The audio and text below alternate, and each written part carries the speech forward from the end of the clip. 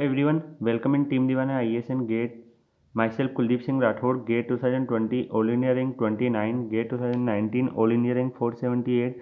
Currently, I am pursuing my MTech from IIT Delhi and also working as an online faculty on various online institute. So, in my last video, I am discuss actual and theoretical four-stroke petrol engine diagram and then explain all the important criteria regarding it. If you didn't watch this video, then please go to the old video and just check out the all the important concept regarding actual and theoretical four stroke petrol engine so and motorcycle. So now I am going to discuss about differences between theoretical and actual valve timing of four stroke petrol engine. So it is very important topics and you must learn it because lots of the concept are useful behind it and lots of the theoretical questions generated through this concept. So first point is uh, हम सबसे पहले समझने की कोशिश करेंगे कि जो हमारा एक्चुअली में थ्योरेटिकल और एक्चुअल वाल्व टाइमिंग डायग्राम है वो किस तरीके से क्रिएट होता है, क्योंकि हम जानते हैं कि जो वाल्व टाइमिंग होती है उसके अकॉर्डिंग ही जो इनलेट वाल्व और आउटलेट वाल्व होते हैं फोर स्ट्रोक पेट्रोल इंजन के अंदर वो ओपन होते हैं and inlet valve and exhaust valve. So उसका वाल्व टाइमिंग के ऊपर पूरा का पूरा डिपेंडेंस होता है, तो उसी को हम चेक करने की कोशिश करेंगे। सबसे पहले आपको मैं डायग्राम शो करता हूँ कि ये हमारा थ्योरेटिकल डायग्राम है वाल्व टाइम का for four stroke petrol engine and then हम इसके हर एक पॉइंट को समझने की कोशिश करेंगे एंड मैं अगेन एंड अगेन आपको समझाने की कोशिश करता हूँ। तो at A end of exhaust stroke and beginning of suction stroke piston is a TDC, inlet valve is fully open. तो यहाँ पे आप समझते होंगे कि जब हम पॉइंट ए पे हैं, अगर आप इस डायग्राम में देख रहे हैं, जब हम पॉइंट ए के ऊपर हैं तो उस केसेस में क्या क्या होगा। उस केस में अगर आप देखेंगे तो एक एंड ऑफ एग्जॉस्ट स्ट्रोक पे हम होंगे, एंड ऑफ एग्जॉस्ट स्ट्रोक पे होंगे और सक्शन स्ट्रोक शुरू होने वाला होगा। और पिस्टन जो होगा, जब हम जानते हैं कि जब सक्शन स्ट्रोक शुरू होने वाला होता है और एग्जॉस्ट स्ट्रोक का एंड होने वाला होता है, तब हमारा पिस्टन टीडीसी पे होता है एंड जो इनलेट वाल्व होता है वो फुल्ली ओपन होता है, क्योंकि वहाँ से फिर सक्शन होगा एयर एंड फ्यूल के मिक्सचर का। ओके, देन अगर हम बात करते हैं ए से बी, अगर आप बात करते हैं ए से B, rotation of shaft during suction stroke, inlet valve remain fully open. अब यहाँ पे क्या होगा, जो शाफ्ट है हमारी क्रैंक शाफ्ट है उसका रोटेशन होगा ड्यूरिंग सक्शन स्ट्रोक, जिसके कारण क्या होगा, जो हमारा पिस्टन है वो टीडीसी से मूव करके बीडीसी की तरफ मूवमेंट कर रहा होगा और इस पर्टिकुलर सिचुएशन में भी हमारा इनलेट वाल्व ओपन होगा, जिससे क्या होगा, जब टीडीसी से बीडीसी हमारा पिस्टन आ रहा होगा तो वहाँ पे वो वैक्यूम क्रिएट करेगा, जिससे कार्बोरेटर से एयर एंड फ्यूल का जो मिक्सचर बनता है वो डायरेक्टली हाई प्रेशर से लो प्रेशर यानी कि कार्बोरेटर से पिस्टन सिलेंडर के इनसाइड में मूवमेंट करेगा। तो उसको अगर हम देखें, एक्चुअली जो डायग्राम होता है वो ए से ए टू बी इसको डिनोट किया गया है। ये जो ए से बी है valve time diagram, valve timing diagram, ये आपको प्रोसीजर को समझा रहा है जब आपका सक्शन स्ट्रोक चल रहा है। देन अगर हम बात करते हैं हम पॉइंट बी की, तो एट पॉइंट बी, अब पॉइंट बी पे क्या होगा, end of suction stroke, suction stroke हमारा एंड हो चुका है एंड पिस्टन जो है बीडीसी पे पहुंच चुका है। कंप्रेशन स्ट्रोक बिगेन, अब यहाँ से हमारा कंप्रेशन स्ट्रोक शुरू होगा and inlet valve fully close. और जब हमारा कंप्रेशन स्ट्रोक हम करेंगे तो उस केसेस में क्या होगा कि जो हमारा इनलेट वाल्व क्लोज होगा एंड जो पिस्टन है वो बीडीसी से टीडीसी की तरफ मूव कर रहा होगा। उसको हमने पॉइंट बी से शो कर दिया है डायग्राम में। देन हम प्रोसेस बी से सी की बात करते हैं, तो rotation of shaft during compression stroke, again जो आपकी शाफ्ट है वो एक रोटेशन कर रही होगी क्रैंक शाफ्ट, इससे क्या होगा, कंप्रेशन स्ट्रोक आपका होगा and both valve remain close. इस पर्टिकुलर केसेस में भी आपके दोनों वाल्व क्लोज होंगे। एंड देन हम बात करें पॉइंट सी की, तो at point C end of compression stroke आपका होगा, पिस्टन टीडीसी पे पहुंच चुका होगा, फुल्ली जो हमारी एयर फिल मिक्सचर है वो कंप्रेस हो चुकी होगी। और यहाँ पे अगर हम स्पार्क देते हैं तो हीट एडिशन हमारा स्टार्ट होता है, heat addition begin and also get over, और वहाँ पे वो पर्टिकुलरली जनरेट करता है। देन अगर हम बात करते हैं सी से डी प्रोसेस की, तो rotation of shaft during expansion stroke, अब हमारा एक्सपेंशन हो रहा है, पिस्टन हमारा बीडीसी से टीडीसी से बीडीसी की तरफ आएगा, बोथ वाल रिमाइन क्लोज। इस पर्टिकुलर केस में भी दोनों वाल रिमाइन क्लोज रहेंगे।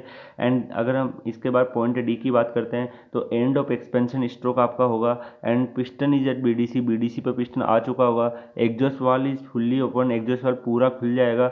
Heat rejection begin and also gets over, तो हीट रिजेक्शन शुरू हो जाएगा एंड चलता रहेगा। ओके, देन अगर हम प्रोसेस डी से ई की बात करते हैं, rotation of shaft during exhaust stroke. Rotation of shaft exhaust stroke के अंदर होगा, जिसमें पिस्टन हमारा कहाँ से मूव कर रहा होगा, बीडीसी से टीडीसी की तरफ मूव कर रहा होगा, जिससे कि जो आउटसाइड है इन्वायरमेंट टेम्परेचर वो लो प्रेशर हो जाएगा एंड जो इनलेट टेम्परेचर पिस्टन के अंदर वो हाई प्रेशर हो जाएगा। तो जो एग्जॉस्ट गैसेज है वो हमारी बाहर निकल जाएगी, exhaust valve remain fully open. Then हम बात करते हैं अगर पॉइंट ए की, तो at A end of exhaust stroke exhaust valve fully close, suction stroke begin for the next cycle. तो यहाँ पे सक्शन स्ट्रोक हमारा शुरू हो जाएगा नेक्स्ट साइकिल के लिए।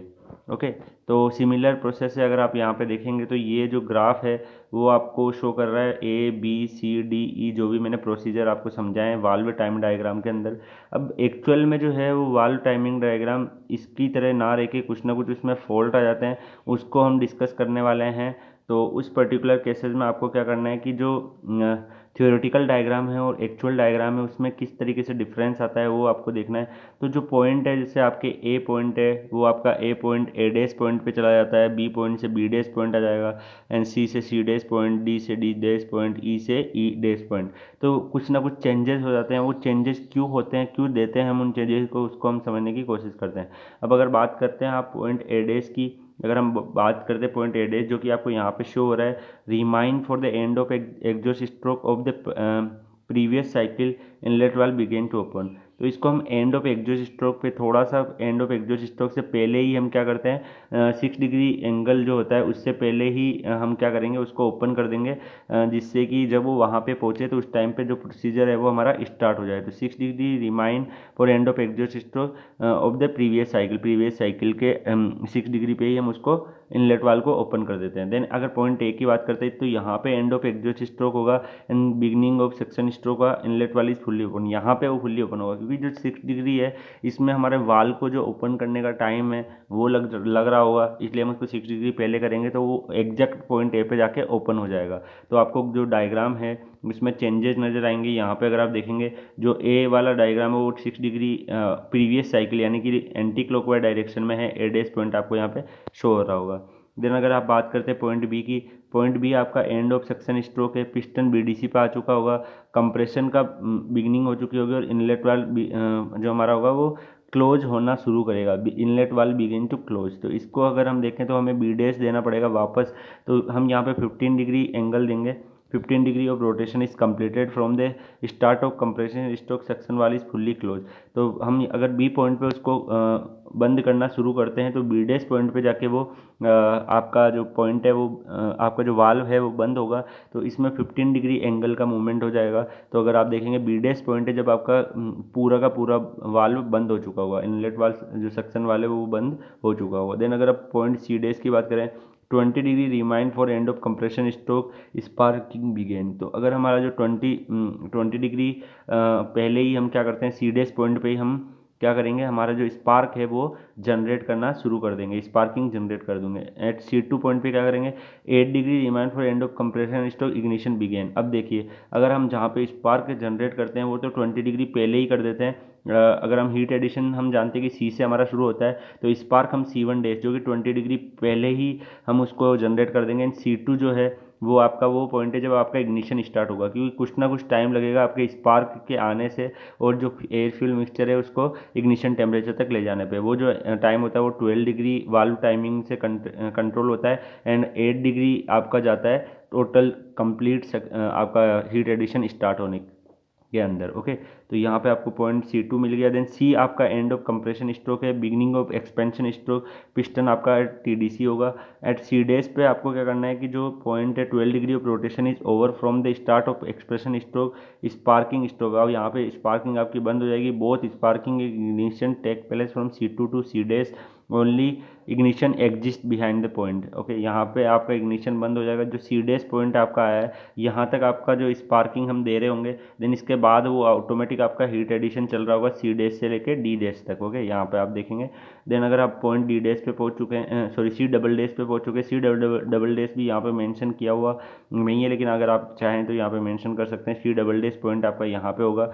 तो अगर आप देखते हैं जो सी डबल डैश पॉइंट है वो आपको यहाँ पे मेंशन करना है। सी डबल डैश पॉइंट पे आपका क्या होता है, इग्निशन स्टॉप। अब यहाँ पे सी डैश जो पॉइंट था वहाँ पे आपका क्या हो रहा था कि केवल आपकी स्पार्किंग स्टॉप हो रही थी। यहाँ पे आपका क्या हो रही थी, स्पार्किंग स्टॉप हो रही थी, स्पार्किंग स्टॉप हो रही थी। लेकिन अगर आप बात कर रहे हैं पॉइंट सी डबल डैश की, तो यहाँ पे आपका इग्निशन स्टॉप हो जाएगा। ओके, यहाँ पे आपका इग्निशन स्टॉप हो जाएगा। वो 40 डिग्री रोटेशन कंप्लीट हो जाएगा जब आपका एक्सपेंशन स्ट्रोक का, देन वो आपका शुरू होगा। स्टार्ट ऑफ एक्सपेंशन स्ट्रोक आपका यहीं से हो रहा होगा, क्योंकि इग्निशन जब कंप्लीट हो जाएगा उसके बाद ही उसको पावर मिलेगी, प्रेशर जनरेट होगा, हाई प्रेशर के कारण आपका पिस्टन मूवमेंट करेगा। तो यहाँ से फिर आपका ओनली एक्सपेंशन प्रोसेस स्टार्ट हो जाएगा। जब आप पॉइंट डी पूछेंगे जो कि 20 degree remind for end of expansion stroke, जब एक्सपेंशन स्ट्रोक का 20 डिग्री बच रहा होगा, देन ये आपका जो एग्जॉस्ट वाल है वो बिगेन टू ओपन, वो आपका खुल जाएगा। Both valve remind close from B dash to D dash, hence rejection begin at D dash. तो डी डैश से आपका रिजेक्शन शुरू होगा।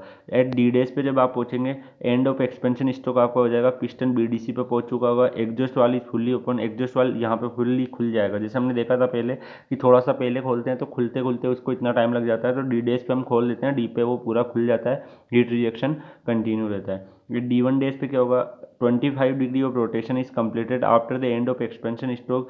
जब 25 डिग्री कंप्लीट हो जाएगा रोटेशन का after the end of expansion stroke, वो पॉइंट जो मिलेगा वो D1 पॉइंट होगा। यहाँ पे heat rejection gets over, exhaust process begin, exhaust continue behind this point. तो यहाँ पे एक प्रॉपर प्रेशर डिफरेंस जनरेट होगा D1 पॉइंट पे जब आप आएंगे, एंड यहाँ से फिर आपका heat rejection process completely execute होगा। ओके, देन अगर आप पॉइंट ई पे पहुँचते हैं तो ई पॉइंट आपका एंड ऑफ एग्जॉस्ट स्ट्रोक होगा, and rotation began for the suction stroke of next cycle, exhaust valve began to close। तो यहाँ पे आपका एग्जॉस्ट वाल्व जो होगा वो क्लोज हो जाएगा।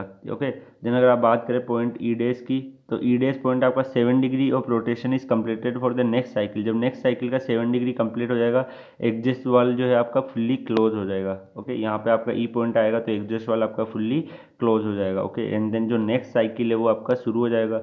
अगर इसके बाद जो है आपका नेक्स्ट साइकिल शुरू हो जाएगा।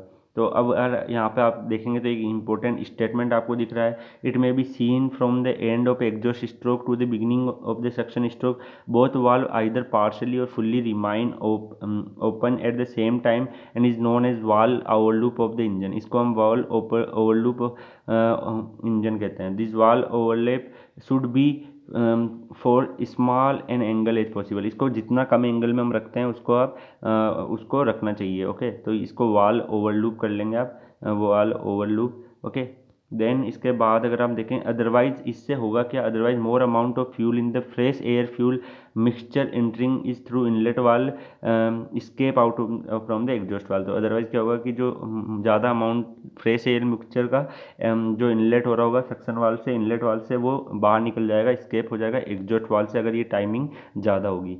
ओके, अब आप बात करेंगे actual PV diagram for diesel cycle, वो भी सिमिलर है जैसा मैंने एक्सप्लेन किया था। अगर आप बात करेंगे ऑटो साइकिल की, सेम उसी वे में इसका डायग्राम क्रिएट हुआ है, बस जो चेंजेस वहाँ पे आ रहे थे वैसे ही चेंजेस इसके हीट एडिशन में और हीट रिजेक्शन में आ गए हैं। बाकी जो प्रोसेस है वो पोलियोट्रोपिक आ जाएगा, आइसेंट्रोपिक की जगह हीट कंप्रेशन और एक्सपेंशन में। तो सिमिलर टाइप का आपका डायग्राम होगा, बस आपको ज्योमेट्री याद करनी है, कॉन्सेप्ट सिमिलर है जैसा कि आपने actual PV diagram for auto cycle पढ़ा था। ओके, पेट्रोल इंजन के लिए पढ़ा था। ओके, तो यहाँ से आपका ये लेक्चर कंप्लीट हो चुका है। नेक्स्ट लेक्चर में हम कुछ और इंपॉर्टेंट टॉपिक पढ़ेंगे। अगर आप मुझसे सोशल मीडिया प्लेटफॉर्म पे जुड़ना चाहते हैं तो फेसबुक पे सर्च कर सकते हैं life mentor Kuldeep Singh Rathore, and आप मेरे व्हाट्सएप पे जुड़ सकते हैं 9649945374 regarding your query. Good luck guys, मिलते हैं नेक्स्ट वीडियो में, बेस्ट ऑफ लक।